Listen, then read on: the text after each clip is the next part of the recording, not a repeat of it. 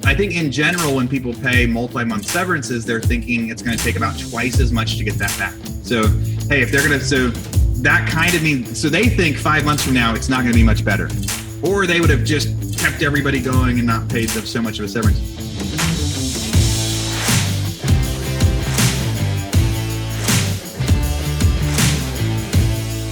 How do most agents who don't have access to the secrets that the top agents in our industry hoard to themselves grow and prosper in today's real estate environment? That's the question. And this video podcast is the answer. I'm Pat Hyben, and welcome to Real Estate Rockstars.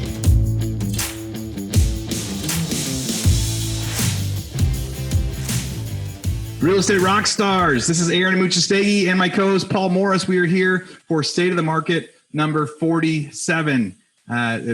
We're entering our second week of May, and man, there is a ton of real estate news to talk about. So, Paul, say hi. Where are you calling in from today? Same lockdown in Santa Monica. I know that it could be worse for sure, but if you talk to my 16-year-old daughter, she would tell you differently that it could not be worse. Stuck in the house with me. My kids especially, they're like, we are so bored. You know, out in Texas, we're getting to go do a little bit more stuff. You know, we got to go like swimming in some creeks this week. You know, they started to open restaurants.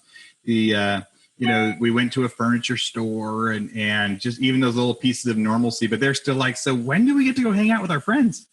They're learning technology stuff like crazy, and thank God for technology. I just have to say that before we get into the news part. When it comes to kids, like it used to be like, oh, kids texting and having phones could be so dangerous, but right now they get to connect. If they didn't have this to connect with their friends, I think they would be feeling so much more lost than they are right now. Yeah, we need it, and it's caused me to do lots of my good friends, where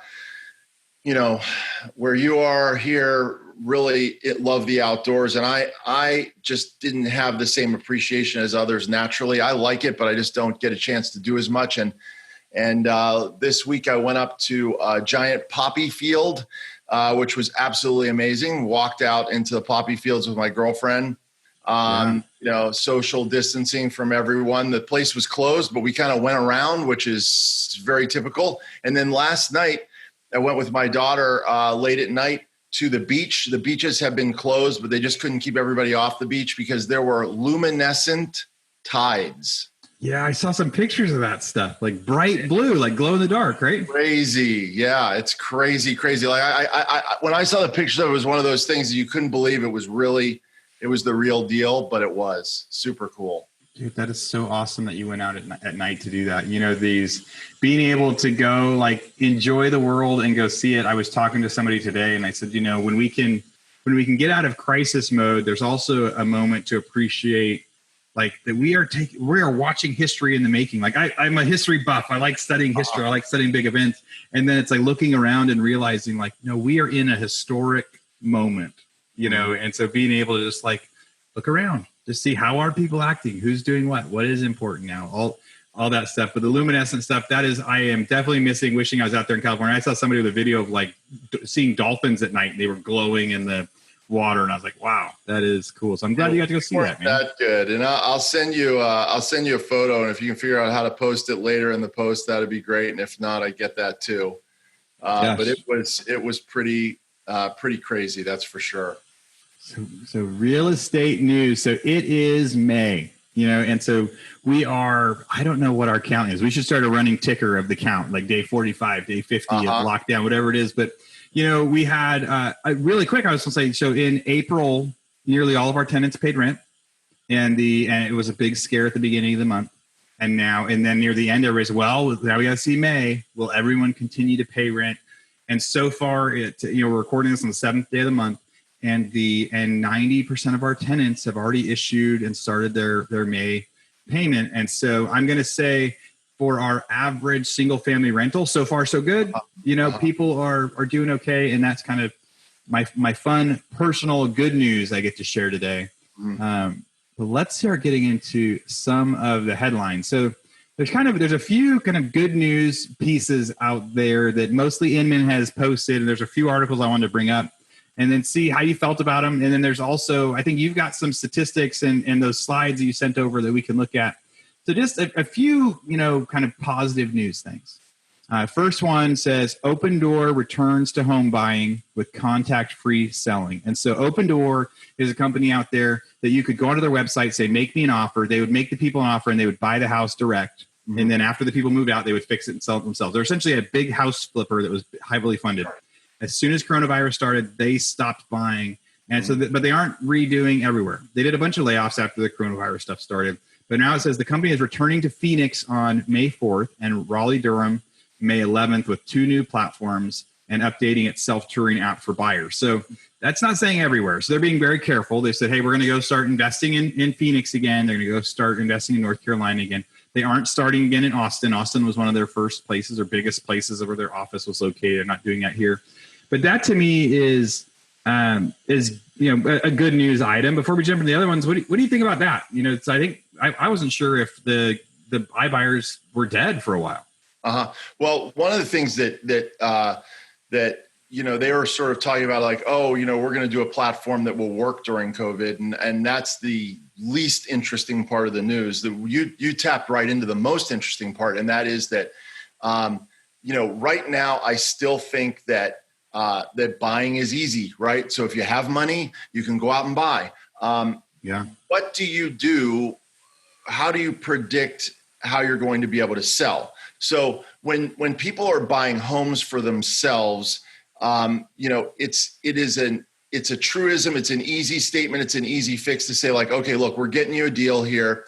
You can get this, 15 or 20% less than it was on the market for, just a month or so ago. And this is how I would advise a buyer.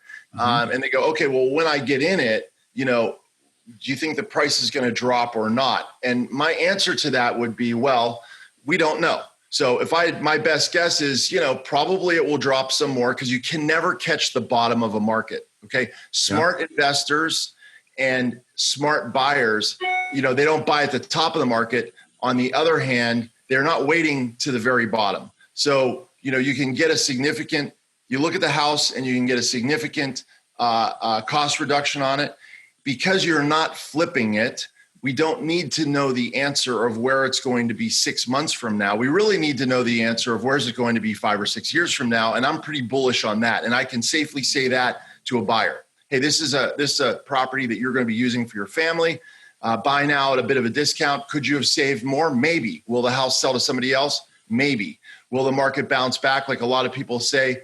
And then this opportunity is gone? Maybe. We don't know, but here's the opportunity now. Take it. And you're going to be in it 5 or 6 years. I could give that sort of advice to a loved one, not feel bad about it at all. When you talk about Open Door or people that are actually going to flip the houses, now I have a different view on it. And that's, okay, we can get some good deals right now, but we don't know what it's going to be 30 days from now.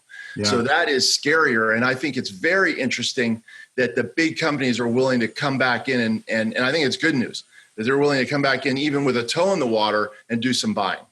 I think the best news of it is for home sellers in Phoenix and home sellers in Raleigh-Durham, what they're seeing, Open Door has a lot of money. They were a heavily invested, well-capitalized company, and they have been studying stuff like crazy. Mm-hmm. And so they're saying, hey, they feel safe enough to enter those markets, which means they must think that, hey, they could buy at a price now that they're going to be safe to sell 90 days from now. Whether that means they're buying at 70 cents on the dollar instead of 80, who knows that part? But yes, right. They are willing to enter a market as a flipper. That's a big, big change. Similar news, is this was another one in Inman. The Zillow economist says housing market bottom is pretty much now. So when you're talking, are you going to own this house 5 years from now? This is the story people want to hear. Pandemic drove real estate sales down, but a checkmark type recovery may already be beginning. So this came out 2 days ago, May 5th. Says a top Zillow economist said Tuesday that the coronavirus pandemic has led to a drop in sales, but the market already appears to be hitting the bottom and will likely recover going forward. Pending sales do seem to confirm the magnitude of the fall. Drop off in sales between 50 and 60%.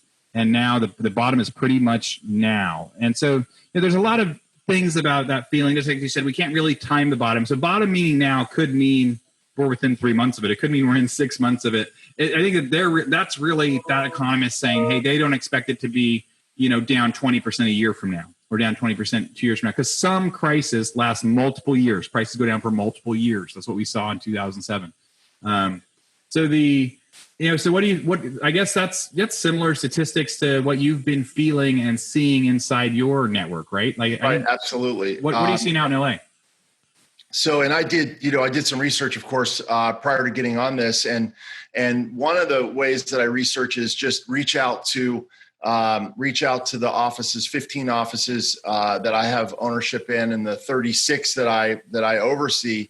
And you're looking at, a group together that was number one in the LA MLS. So it's a pretty good sense of what's going on here.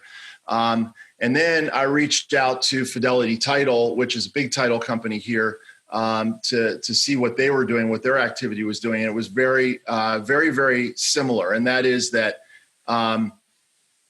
when the crisis began, we saw up to, in terms of down, a 75% drop on year over year business. We're now recovering to the point, and we're in a selling season. So February over February is going to be different numbers than March over March, because March is higher, right? April is higher. So April over April, we're looking at only down 40%, right? Instead of at the beginning of this when we were down 75%. So it looks like it's getting a very healthy indicator that we're coming out of this. Now, I talked directly to the LA assessor, the largest assessor's office in the United States, and he said he's keeping track very carefully of it. And he said that they're down 61%.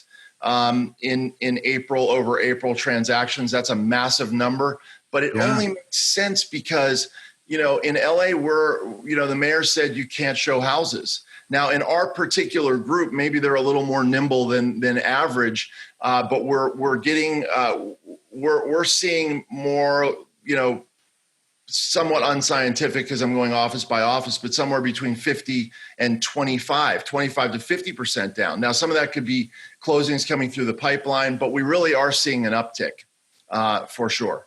So that down 25 to 50%, that's you're asking your office, like, how many transactions you do in April? And they were saying, hey, we did half as many as last year in April, or 25% less than last year in April. That's so it's compounding number of transactions, as you get to call them over there. And so, but the other good point of that is, it's like, duh, right? So people were inside. So we've been saying this all along, transactions are still happening, but there's less. So you need to up your game. You need to do a better job. You need to go through that. The true California statistics that people should be watching, or the Texas statistics people should be watching, will be those closings in May and June. Right. Because that is when people there's a lot. I saw like a clip that showed, based on like cell phone traffic, last Sunday's traffic in Texas was like 90% of what it was before pre-COVID, right? Like that many people were out driving. Like, so as people start to do that stuff again, now we're going to really be able to see what their buying habits were. Because some people, they were on lockdown, for shelter in place, and they had no interest in looking at houses, trying to do it. Now they're going to be looking again. That's what we're really most interested in. Not necessarily how many people got in escrow during the beginning of the crisis. Now that we're seeing a light at the end of the tunnel, what are people's actions now? I was going to share. Oh, go ahead. It is some of the value that we're really looking to add, is that these statistics, statisticians, people that print the news, are really more interested in the clickbait of it, and not like, oh, well, how's it affecting realtors? One of the weird things is, you're going to see skewed numbers that don't really show really what's going on because of this. As we all know, as real estate professionals, that the activities that we do now are going to generate what looks like business 30, 60, 90 days from now. So, on the first 15 days of lockdown, let's just say no business was generated in the first 15 days of lockdown. Now, when we go, what are the closings and what do the statistics show? Well, it might be as high or higher than ever, because that first 15 days when we're doing nothing, the transactions are coming from 30, 60, 90 days ago when everything was fine.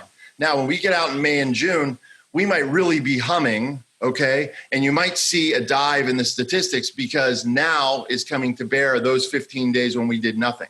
So it's people have to understand the difference between leading indicators and lagging indicators. And that is a product of the activity that's done.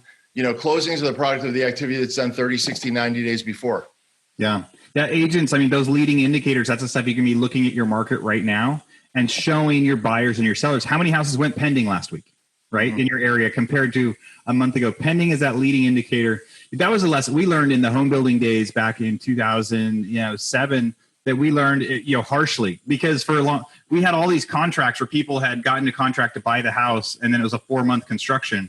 So we kept having revenue, and then all of a sudden our revenue dropped off, and we really hadn't had a new sale in 4 months, right? So the statistics that we were operating off of was like, oh, we're still okay, right. And then you start to forecast. So yes, those leading indicators right now are going to be some of the most important things people can look at. And I'll tell you, because another thing that we're always aiming to do is give really usable information, and sometimes state of the market. It's really our job to take the information that's out there and make it usable to our realtor audience, which is of vital importance to us. One of the things that would never show up in the statistics or the news that I'm finding is that the top realtors are, for example, doing more business than ever.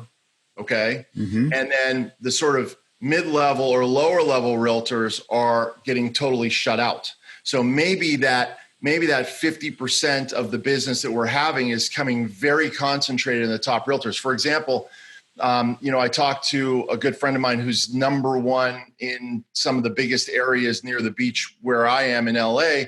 And she said she barely has time to talk to me because her phone's ringing, not with, hey, we want to list our house, come and interview along with 2 or 3. We want you to sit with 2 or 3 others and interview. And she thinks, well, I'll get that anyway. Instead, she's getting come and list. We're not interviewing anybody. Just come straight over here. So the question is, you're not number one in your area.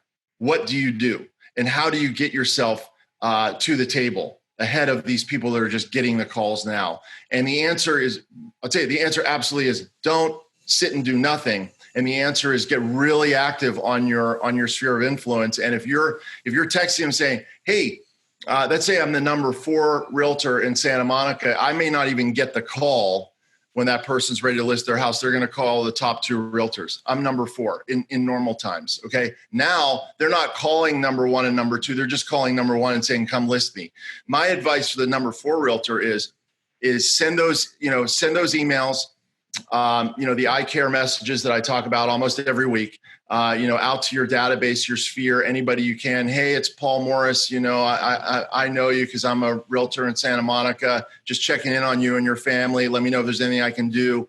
This too shall pass. And when you get an answer back, then you send your informational text message back to them. So it's not just a commercial up front. That's the formula that I use. And if you're doing that, I believe when it comes time, when they're like, geez, we were thinking about selling before, but now we're scared. We really want to sell, or maybe we shouldn't. Let's call Paul. And I think that can really, now is a time where activity, which generally during any market, some activity, you have to have some activity that brings you a return on your activity. Right now, when almost no one is doing anything, you can get 10 times the return on your activity. You just have to make sure you're doing it. You just have to reach out.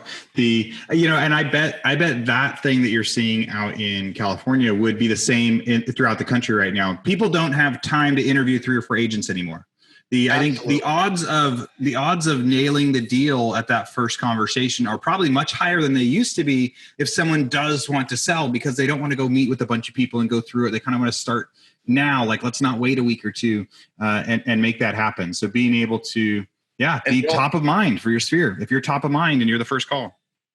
And it also came from, I said I talked to, my neighborhood realtor, but I also was talking to Mike McCann, who's the number 1 realtor in Philly. He'd be a great guy to interview on the podcast. We'll get him actually, because we have a queue of people, right? So if we interview somebody, they go down in the queue. Maybe we'll get an interview of Mike and put him right to the head of the queue, because he's a guy that's doing a lot of business. Yes, he is getting the oh my gosh, let's just call Mike because he's number one. But he and his team are very active. So it would be a great interview for us. And also one of the top realtors in Atlanta. So we're talking to people all around the country.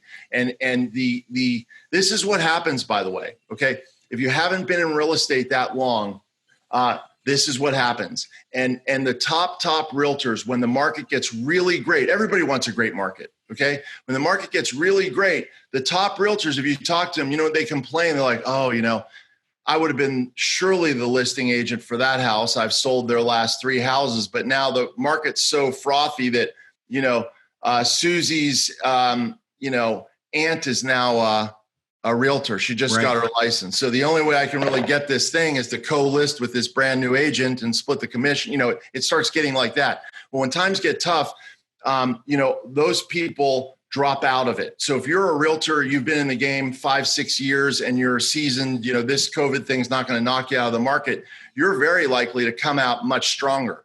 But the key is to survive and survive now and stay in touch. Survive, stabilize, and then thrive. Yeah. And that top of mind, it is a great point. There's less competition right now. So whether you're already at the top or whether you're at, you know, number 5 or number 10 trying to get to the top, there's less competition, less people doing stuff. Real Estate Rockstars, this is Aaron Amuchastegui. And as you know, when you've been hearing these episodes, so many of our guests give us lots of free gifts and share the tools they've been using to become successful. We've got free real estate tools, scripts, ebooks, marketing materials, and more. We keep track of everything in our vault, and it's updated with new items each and every week. If you want access to that stuff, it's totally free for being a listener. All you have to do is go to agentsuccesstoolbox.com, agentsuccesstoolbox.com, and get your free gifts now. So there's a few more kind of good news, you know, news and slides before we get into the reference. I'm actually going to share my screen. So for you guys that are watching us on YouTube, you should be able to see that. So Paul, do you see the chart? So this was a kind of a set of slides you got. So it starts with saying you save when buying while rates are low. And so this was a presentation that was given that talked about why the real estate market is great right now. So this is a mortgage. It's comparing a mortgage in December at 4% to interest rates today of 3.23%. So talk us through this and what you thought about, you know, kind of this slide, because you're talking about interest rates all the time, and this is some real statistics on a 30-year mortgage. Right. And one of the comments we got, I really appreciate when people send us comments. Keep doing it because we learn, and our job is to serve you. And one of the things when I was talking about all these stats is you get a comment from somebody that said, more than one actually, that said, hey, if you could put some of those stats into slides that we could then use. And so then Aaron and I spoke offline about it. We won't do it every state of the market, but when we have slides that are usable that you can use to show to buyers and put in your listing presentations, we're going to do that. Making our news into Absolutely. Something that you could actually use as a touch to your client base. That will be a huge value add. This particular slide was generated by somebody else. It's not what Aaron and I will create for you. But it does give you an idea. And basically it's like, you know, like Aaron said in the fair credit. Go ahead, say it for me, Aaron. So it says based on a 30-year amortization table from Bank Rate, it says $200,000 mortgage, the 30-year mortgage rate, the, you know, Freddie Mac weekly interest rate. So December 2019 was 4.01%. This is for a $200,000 mortgage. Today it's at 3.23%. And the table we showed is, hey, so on rates just from December, you'd be paying $144,000 in interest over 30 years. But then today you'd be paying $112,000 in interest over 30 years. So it's essentially saving $30,000 over the life of the home. But I don't think that's the best. I don't think that's the most important part with interest rates. Do you? Like what? There's more to the interest rate story. The thing I was trying to get you to tell me was the fair credit, the sheet that they send you, and I just the name. Oh yeah, the estimate, the good faith estimate. Good faith estimate. Okay, yeah. Sorry, everybody on the podcast knew that, but me. But thanks, flipped my mind. So the good faith estimate, and this is stats that would come off the good faith estimate, and it's also why I don't find it all that useful. Statistics that are very useful.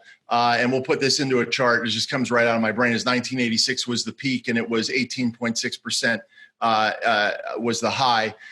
November of 2012, I think, was the now I know we need it in a chart, but we have gone past the low point, which was 3.1, and now we're at 3.2. And this may creep up a little bit, but all the experts are telling us that it's going to again go back down. Now, the key and one of the things that Aaron and I were talking about is putting a slide together for you guys to put in a listing presentation or to take to your buyers is this is how much house a certain payment could buy you today versus 3 or 4 months ago. That's a very usable statistic. So in other words, okay, forget the third. Nobody really cares. 30 years from now, I will have saved 30 grand. But instead of that 2-bedroom, 1-bathroom house that we were going to shoehorn our family into in December, if we go right now, we can get a 3-bedroom, 2-bathroom house in the same neighborhood because we have that much more buying power at a lower interest rate. So that's something that's going to be very, very useful because, okay, as we were talking about before, when you're buying a home for your family, it's really about living in it statistically, right? Depending on where you are for about the next 10 years. So the difference between a 2-1, okay, and living in a 3-2, 3-bedroom, 2-bath is a massive difference for you. And you can capture that right now. We don't know. We don't have a crystal ball of where things are going. And they could go down. If I'm talking to a buyer, they could go down a bit more. It's not going to go down forever. Housing is stable. So we can't pick the bottom of the market, but I can tell you that this is how much more buying power you can have. This is what you can get. And that's a very valuable piece of information to give to buyers. Yeah, that is the biggest thing with mortgage rates and interest rates right now. So that means if we're down 0.75% since December, so your $2,000 monthly payment, if it could buy you a $300,000 house before, now it can buy you a $350,000 house. Right. Combine that with the idea that prices are, I'm going to say they're going to be 10% less than they were. I'm going to say maybe right now we're around a 10% discount from where they were pre-COVID, which isn't a huge. Right. So now your buyers, it's like, hey, if they're going to buy now, they're not only going to, a year ago they could have got a 2-bedroom house. Now they can get so much bigger a house for the same monthly payment because that's what most buyers care about. How much is their monthly payment? They aren't really thinking about what's the price of the house. They'll buy the biggest house they can afford. Everybody will buy the biggest house they can afford. So what house can they afford? They can afford more than they used to be able to. And now I'll give you, we talked about the buyer's script. I'll give you a seller's script.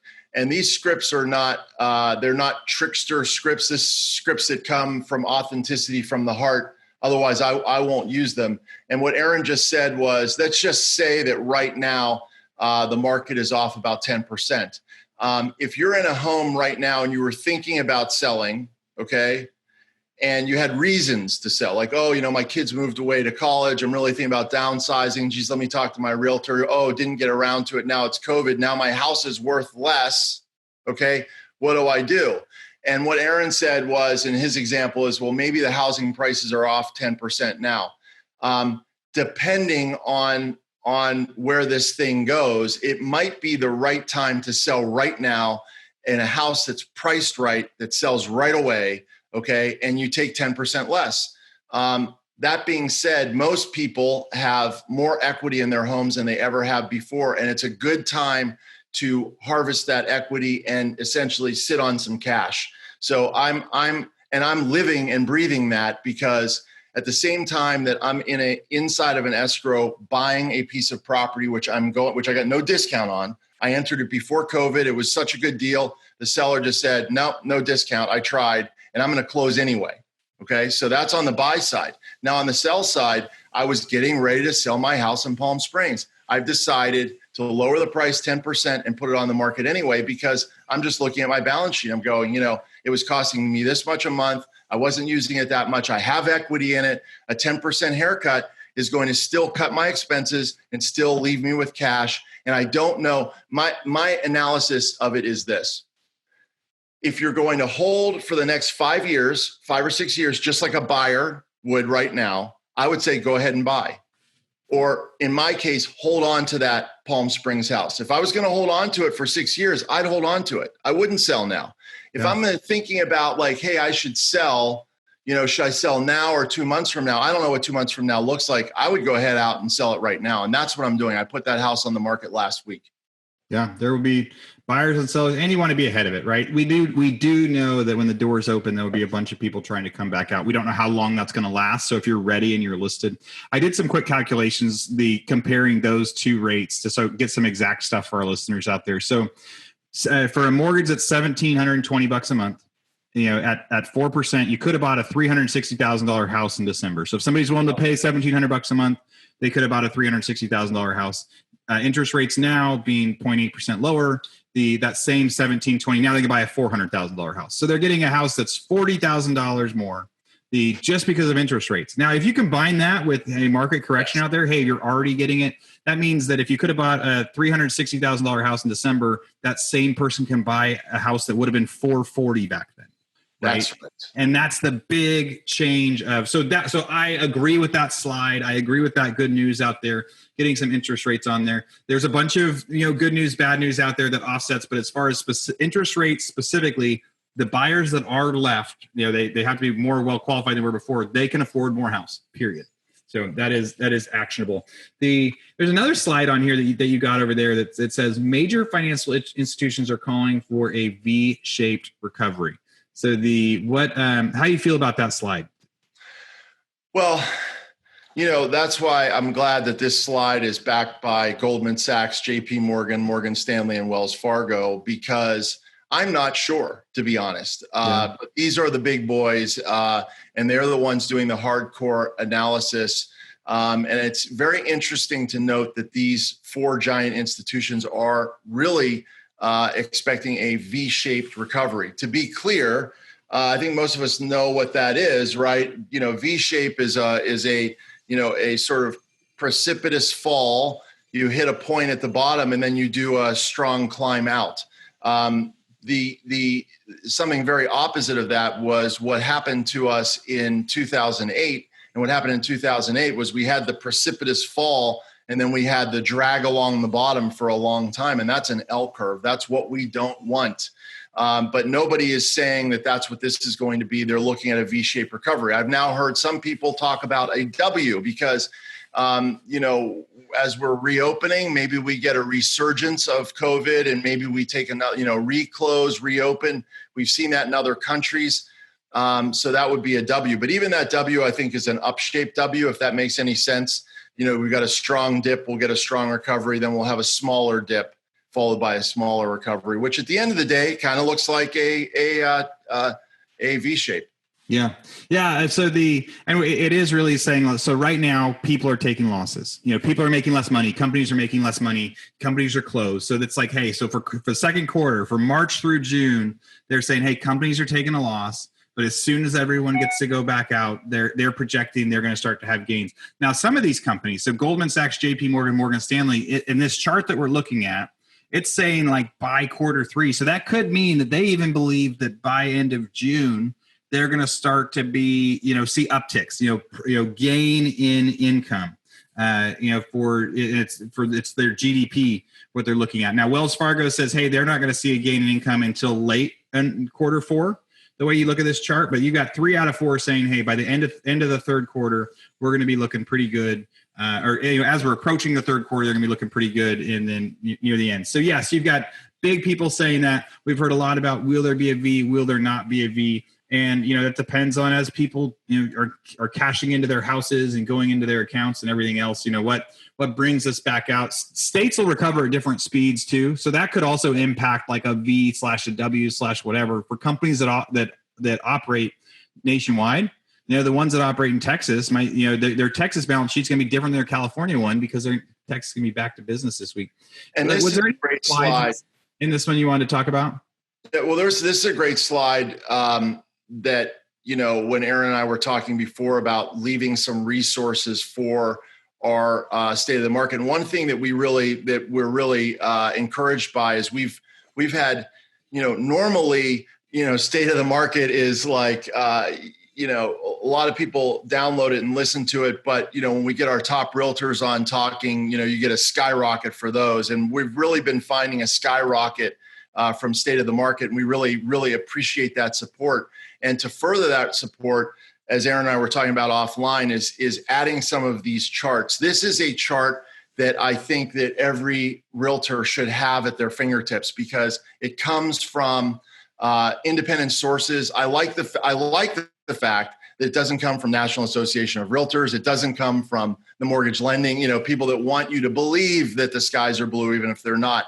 And the other thing about this chart, I know Aaron said it already, but this is a prediction of GDP. So this is the entire economy. So the big guys think that by Q4, the entire economy will be back to normal, which is pretty astounding. I believe that real estate could well lead the way out of that. So 9 out of 10 recessions, there was a precipitous drop in real estate prices prior to the recession. Not the case this time. Real estate was very healthy before. I have reason to believe that real estate could lead us out of it and could be ahead of GDP for sure. Yeah. I believe that a lot of people are going to be cashing out. I think a lot of people are going to be selling their houses. And I think as they're going to be selling those houses, they're going to be cashing out some of that equity, and they're going to use that to make up for the income loss. A few more slides I want to jump in before we go to kind of the rest of the state of the market news. So this is an interesting slide that just says real estate showings. A lot of this is kind of like a dub, but it's really just showing from January to March 3rd, there were more and more people showing houses every month in North America. Right. So every week by week, more people were out looking at houses. Of course, we're going into our spring season. March was supposed to be even more. And then it dropped down dramatically in March. But then by April, the number of showings kind of bottomed in April. And since then, there's been more people showing houses and looking at houses every week since. And so there's a little, in general, there's a little dip the week of April 25th. So there's more people showing houses on a weekly basis. By next month, we'll probably see it, normalize if it's following that chart. Yeah. Yep. And then and you guys are probably seeing the same stuff out in California. I guess in California, are you allowed to do showings yet? It's something. First of all, believe it or not, it varies from city to city. So that's right. Yeah. In certain areas, and it varies so much city to city that it can actually people. I love California. I'm from the East Coast. People make fun of it out here, and I understand why. Palm Springs, where I mentioned, I put a house for sale. They have figured out a way, because it's a vacation community, to keep outsiders out. And without putting up a law saying, hey, if you're from out of town, you can't come here. They just said all Airbnb, all hotels, everyone are shut out till June 15th. So if you don't own a residence in Palm Springs, where do you stay? So they've kept everybody out. And that has made, for example, my decision to put that house on the market now very tricky, because it's a second home market primarily. So who's going to look at it? Right. So are they even they're like, no, you can't even come look at a house right now. Yeah. You can't stay anywhere. So you have to live in Palm Springs to buy, and that's not where most of the buyers come from. So it's very tricky. And it's also a great testament to real estate is a local business, and understanding the basics of the national curves, like an interest rate is a national curve, a GDP is a national curve. Get some basic understanding, arm yourself with that. We'll do that for you on this show. And then dive deep into your local market and get some local statistics. And that's why I do like, these next charts. They're not super drilled down, but they are drilled down by state.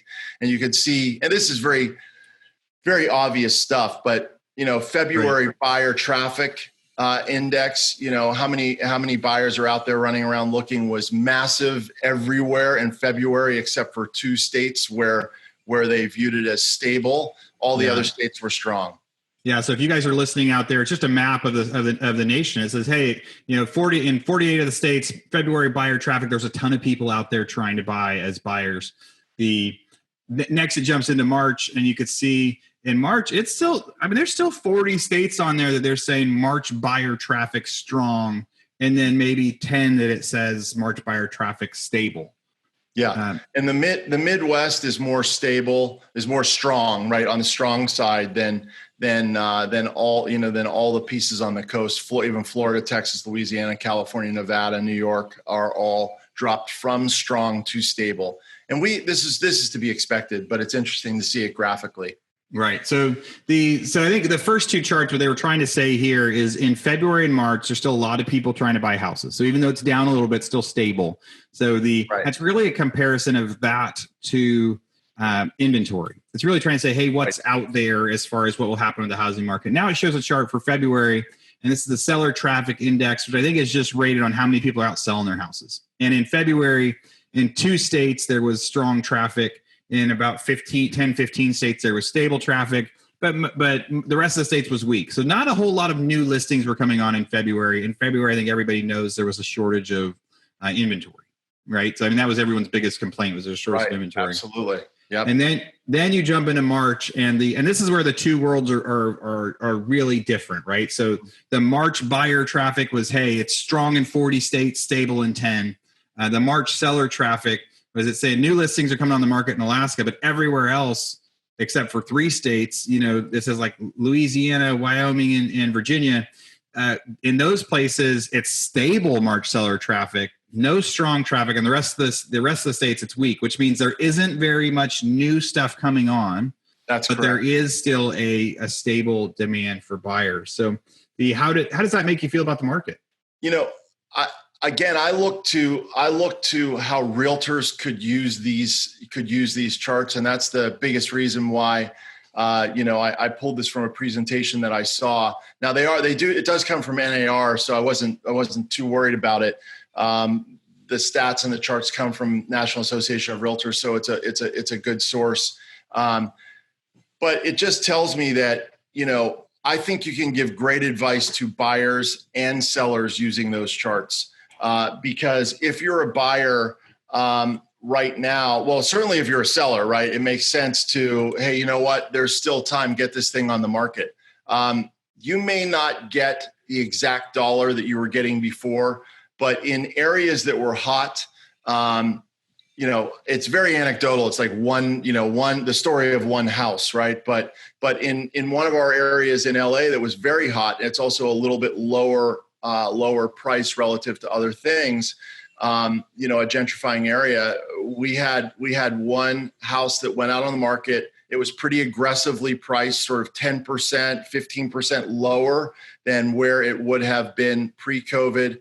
And they had 40 offers, which is insane.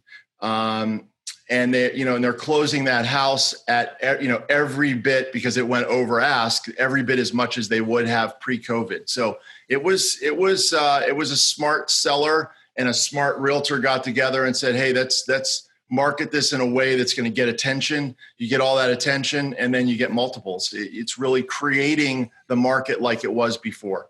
Yeah. How do you make your stuff set aside, and how do you stand out? And you could start standing out by just reaching out, be the first people they see. A few other news pieces that I think are great. I think a couple weeks ago I talked about in Mississippi they had made it to where notary publics could appear over video conference, and so on April 27th, so the Governor Greg Abbott of Texas temporarily suspended Section 121.006C of the Texas Civil Practice Remedies Code, allowing for appearance before a notary public via video conference to acknowledge real estate instruments such as mortgages. That's that's one of the exciting things I hope that we're going to see more of in this. So that is saying that now someone can actually sign docs on a house. And as I get into this, so that says documents such as mortgages. There's a lot of stuff in that law. If you're in Texas, start to look at it. But I think what that means is the title company can send them out their documents. They can get on a Zoom call like this. They can sign those documents, FedEx them back to the title company. The title company can notarize them and send them off. That is a cool technology change. Now, it does not say it's going to stay forever, but you know as well as I do that stuff that happens in crisis, it shows people like, hey, we did that and nothing went wrong. Why don't we continue that innovation? So we'll see if other states, and listeners, if you're in other states where they have made things like that change, let us know. Put it in comments on this, send us emails at the show, or find us on social media. I'd love to know how many states out there you don't have to go to a notary public anymore. Or where a notary public can do it over a video call. It's going to change everything. And a lot of people, even in California, where the governor said, "Hey, real estate is essential," and then the mayor came out and said, "You can't even show houses," trying to restrict it dramatically. And forget about the politics or the health piece of that, which sometimes we talk about, one of the workarounds that our people found immediately was if you open escrow, it then becomes essential business. So, there you have it, right? And that is open escrow. Then you can do anything. You can walk through the house. You can do whatever it takes to close the escrow. So that was part of the workaround for sure. Yeah, that makes a lot of sense, right? So they're saying, no, you can't show the house if you're in escrow. Now it's essential. So there's a few more articles I want to talk about and some news that I kind of hit my inbox that I wanted to share. And these are probably, so I think we had some good stuff, some average news. And this is what I would say kind of, negative market news that's out there. So, the first one said, Remax quarterly earnings report was down and they had to adjust their earnings per share and it fell slightly below what they were hoping. It said their highlighting was momentum, unfortunately interrupted by the virus as they issue those reports. Now, I think that's a dud. The only maybe change in that is, most of this started first week of March, right? Mm-hmm. And by then, kind of what we talked about, any March closings you were going to get were people that were already in escrow in February. And so I think second quarter earnings, you could blame a lot on the virus. First quarter earnings, blaming on the virus. I don't know how many people canceled as soon as they went on shelter in place. I think most of the people that had started their escrows before finished their escrows. So that was one of the news pieces in there that if people want to see that, that's on Inman. That just came out a couple days ago. Bigger piece of news. So yesterday I got an email from AirBNB. So I'm a super host on AirBNB. You guys have heard me talk about it. It's a special place in my heart out there. And they made an announcement that they had to lay off 1,900 of their 7,500 employees. So if you do the calculation, that's 25.01% of their employees. So wow. Airbnb lays off 25% of their employees. And they said, they also know things are going to look a little different. So they're going to be a more focused company now. So they were getting into transportation and Airbnb studios and investing in hotels and luxury and stuff like that. And so they're saying, hey, we're going to be more focused now. And so but that's also like a duh, right? So yes, I'm not surprised they had to do layoffs. I'm not surprised they're becoming more focused on the things that made them a big company. I think that's what so many companies are going to do right now, right? They're going to get so focused, remembering what got them there. Because over the last couple of years, the market's so good, people start expanding and investing money all over the place because you've got all these profits to shoot around. The interesting part about that I thought was just crazy was it's this long letter that they sent out, but they said, here's what we're going to do for severance. So employees in the U.S. will receive 14 weeks of base pay plus 1 additional week for every year at Airbnb. Tenor will be rounded to the nearest year. For example, if someone's been at Airbnb for 3 years and 7 months, they're going to get an extra 4 weeks of salary. So they're going to get 18 weeks of total pay. Wow.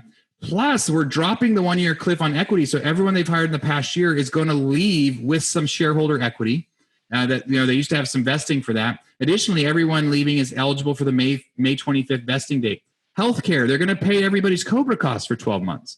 And they're going to help people get rehired. They're going to set up a website to get Airbnb people hired and replace somewhere else. So Airbnb is doing a ton of things for the people that they're laying off, way more than they need to, way more than I think any business has done so far.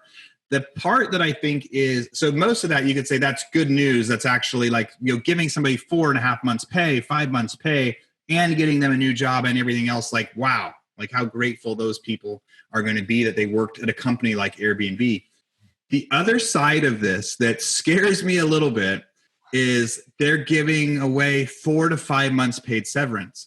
And part of me says, hey, if they thought this was going to be a V-shaped recovery, they would just have people work for the next 4 or 5 months, building out new things and like redoing stuff. Like why, like that's a lot. I think in general, when people pay multi-month severances, they're thinking it's going to take about twice as much to get that back. So, hey, if they're going to, so that kind of means, so they think 5 months from now, it's not going to be much better, or they would have just kept everybody going and not paid them so much of a severance. What do you think? Do you see that? Am I wrong? Do you see it a different way? Am I reading between the lines too much on that? Well, one of the things that I find, really, really interesting is it's almost like it doesn't sound like an economically sound decision. So Cutting costs right now is super important. And Aaron, I'm going to ask you a dumb question. And that is Airbnb publicly traded? I know that they, that last year they intended to become publicly traded, and I don't know whether they ever did it or not. I don't think so. So I will definitely get you that. So they closed $1 billion in funding 2 years ago. So they were a candidate for a 2018 IPO, but they are still a private company. So yeah, so they're not publicly traded. But I mean, when you've got $1 billion investment, that's a big investment group. Oh yeah. And so when I see these decisions that seem non-economic, because on one hand, I would tell every business owner, including realtors, like, cut absolutely as deeply as you can. Okay. And do it to the point where it's not really structurally hurting your business, so long as that's not necessary.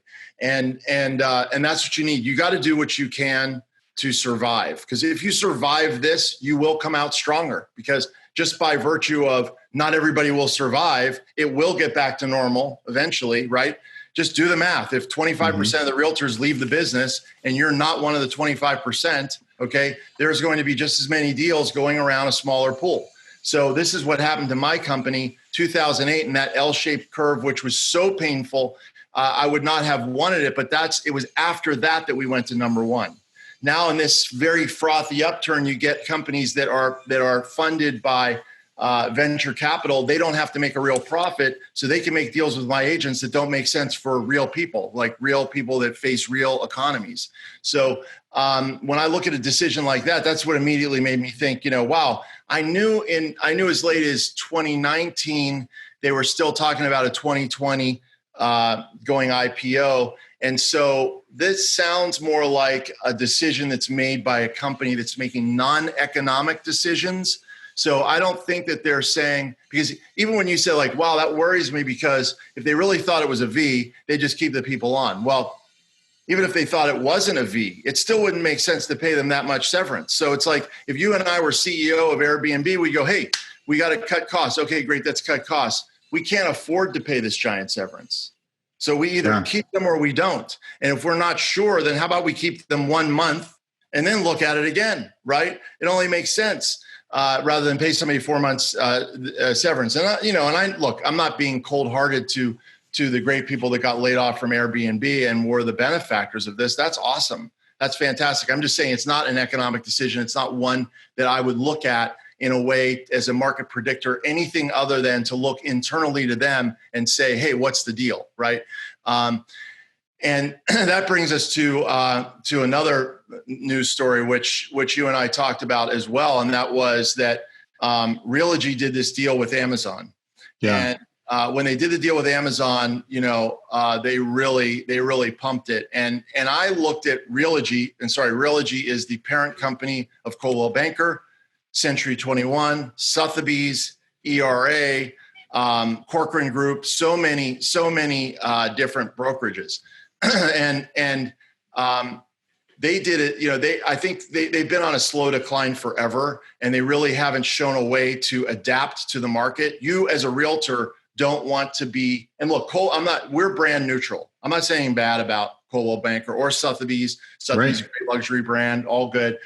You don't want your business to have no view to the future, right? Because that's where the market is like, oh, well, Realogy's on this sort of downhill slide forever, and we just don't see a way out for them. And so they are dramatically undervalued.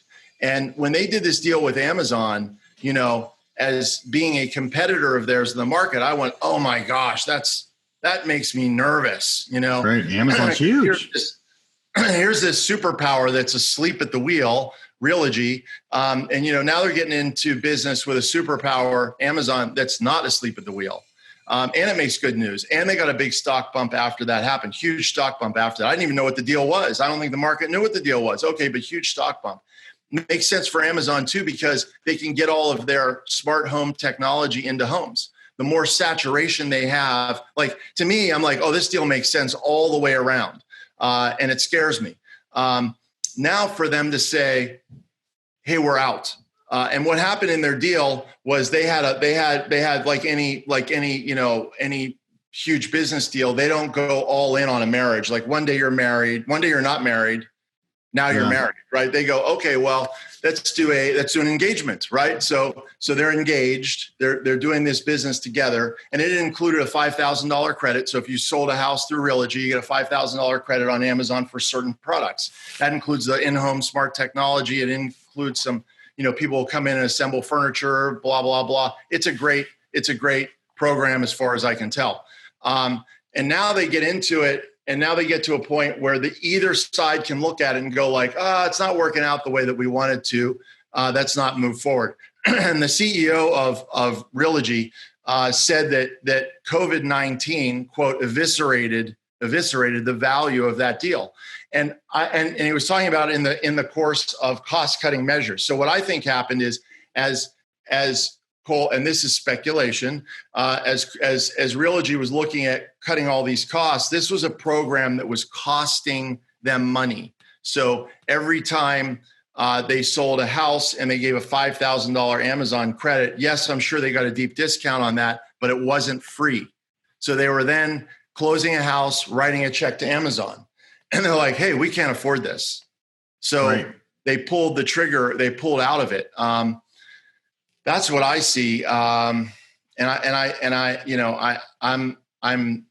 the, I don't have all the inside details, but that's the sort of thing. It sounds like I understand cutting a bunch of costs. That was a cost that looked like it was partnering them, two Goliaths together. Yeah, I think that's why it hit. That is why it hit news, because it was a big change. I mean, so they started that about a year ago. So it was July 2019. They were like, hey, we're working together now. Amazon was like, we want to get into real estate. They wanted to be a lead provider. Like Zillow is really a lead provider, right? Like they give people the info, and then it's a way that they can, so they get people real estate leads. And so Amazon wanted to get into the lead provider business. Realtor.com is the lead provider business too. And they had those little partnerships. And I think part of that, like you can buy like a log home on Amazon now. Right. And I don't know how much of their long-term plan that went into it. But yes, as they were going into cutting costs, they said they are no longer going to have that partnership. So yeah, something at the beginning, maybe they said that we're going to try this for a year, and COVID could be the reason that they said, hey, it's not working out. It could be the excuse, or it could be like, no, it was amplified because of that. That is a change. Another lead provider. So Realtor.com says Realtor.com operator Move announces layoffs. So source close of the company told Inman more than 100 employees across Move, the owner of Realtor.com, were laid off on Tuesday. So that was Tuesday this week. 100 people laid off. Under 20% of the company's approximately 1,400 employees. A lot of those employees are in Austin. So it comes in the wake of a leadership reshuffle with elevated two founders of Op City. So Op City was a company that was founded in Austin, where they would call people and say, hey, do you want to sell your house? If somebody said yes, Realtor could buy that lead. And they share that. They were buying the leads from Realtor.com, sending them out to the agents, and Realtor.com eventually bought them. And now those people that were part of the small Op City business are some of the guys that said, Ben Rubenstein was elevated to Chief Revenue Officer, and Michael Lamb to the newly created role of Chief Operations Officer. So those were guys that were at the Op City. So I'm out in Austin. I know that's a big part of it, but the 100 employees getting laid off. So it says, but under 20% of more than 100, under 20%. So we don't know what the number is, between 100 and 280 or something like that. Go ahead, Paul. Yeah. We're just seeing it. We're seeing it all around. I watched this amazing, I got to tell you, in addition to being in touch with a lot more people, a lot of the time, my intention is like 2008 to come out of this stronger.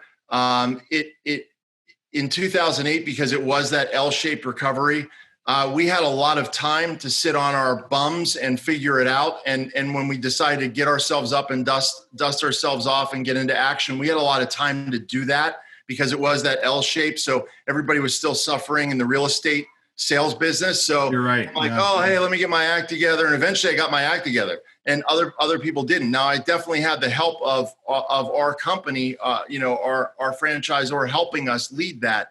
But they're saying, hey, dust yourself off, let's go. And now being a leader in that group, I'm looking at this V shape, and I'm saying, hey, you know what? We have the same opportunity this time, but we got to act now.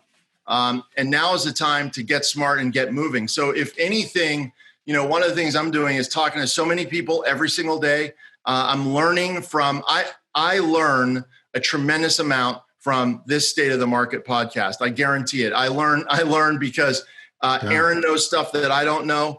And then I'm doing research prior to this call and advance this call every single time. So it's forcing me, right, to stay on top of things, which is phenomenal. And I listened to an interview with a guy named Keith Cunningham, who would be another guy that we'll chase after to be a guest on this show. And Keith Cunningham was the rich dad. Okay. He's for Rich Dad, Poor Dad, Robert Kiyosaki's sort of seminal book on wealth building.